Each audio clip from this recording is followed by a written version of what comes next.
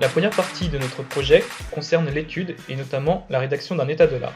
Donc nous allons commencer par poser le contexte. Donc le contexte, on peut le reformuler sous la problématique suivante. Quelle est la prévention médicale dans le domaine de l'industrie? Cela nous a permis de déterminer notre sujet qui se porte donc sur un exosquelette passif pour la nuque.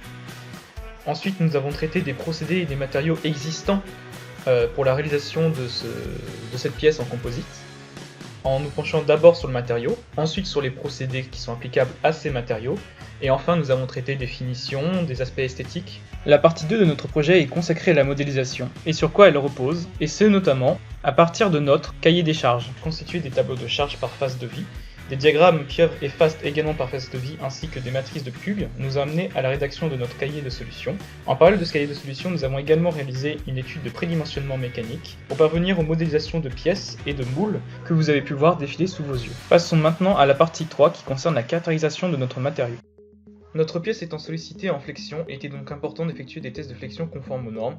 On a donc utilisé deux jeux correspondant aux deux sens différents de notre fibre de verre, de 5 éprouvettes chacune correspondant à l'épaisseur de notre matériau, donc 6 fibres de verre plus l'époxy, et d'une longueur suffisante par rapport à son élancement. Les résultats étaient conformes au cahier des charges et au calcul de prédimensionnement. Donc, comme on peut le voir sur la photo, il y a une bouteille de durcisseur, une bouteille de résine et une fibre de verre qui, une fois donc mélangées entre eux, donc les bouteilles, résine et durcisseur, et une fois donc appliqué donc le tout sur la fibre, on peut obtenir une pièce à géométrie arrondie. Donc la géométrie, c'est nous qui l'avons décidé, puisque c'est comme ça qu'elle sera sur notre épaule.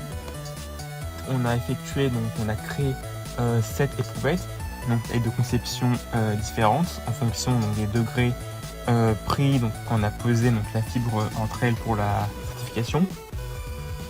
Et donc ces éprouvettes nous ont permis donc de caractériser mécaniquement notre échantillon, puisque nous avons fait des essais de flexion sur ces éprouvettes.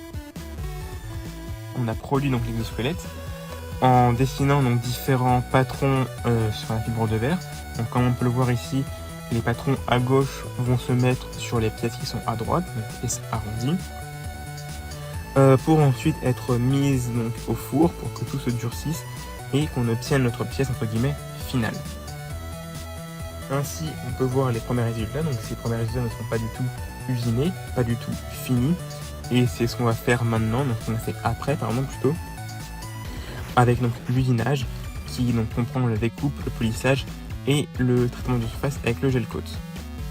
Donc pour ce faire, on utilise le matériel présent sur notre photo, à savoir un ciseau à fibre de verre, une mini-scie, une polisseuse avec un papier de grain à 200 et également du gel coat, étant en fait une sorte de peinture mate qu'on va mettre sur la pièce.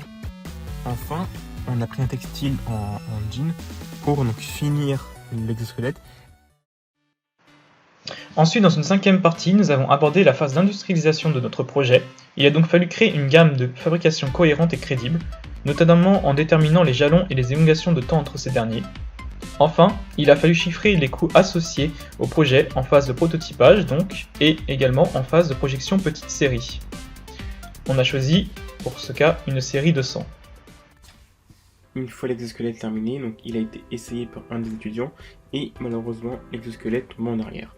Donc il a fallu empêcher ce glissement vers l'arrière en rajoutant un plastron en avant et des bretelles donc, qui pouvaient tenir et amener vers le bas l'exosquelette et donc empêcher ce glissement vers l'arrière. Et donc une fois qu'on a ajouté donc, ces deux pièces, l'exosquelette ne bougeait plus du tout.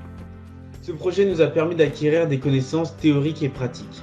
Théoriques parce que nous avons étudié à la fois les propriétés mécaniques des composites et leur modélisation.